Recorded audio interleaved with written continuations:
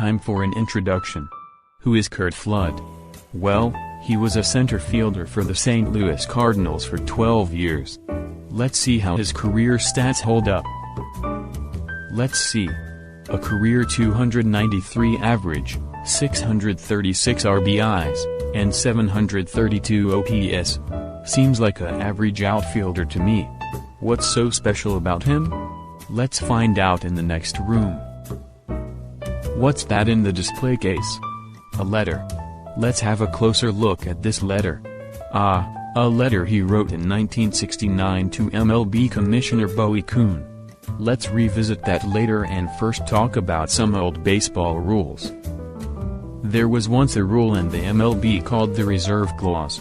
I'll put a paragraph on screen here, but here's a summary.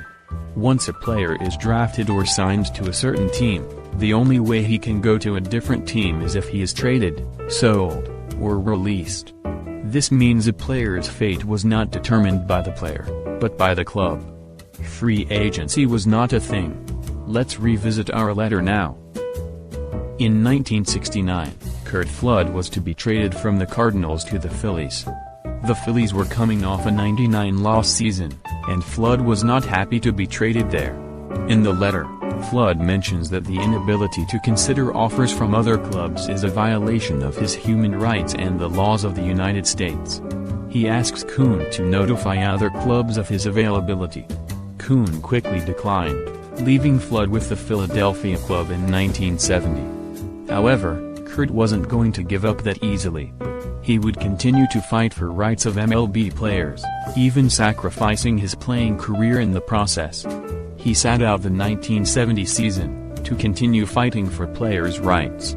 27 years later, Curt Flood passed away from pneumonia. Even after his passing, several players kept fighting for the act to be passed, eventually succeeding in 1998.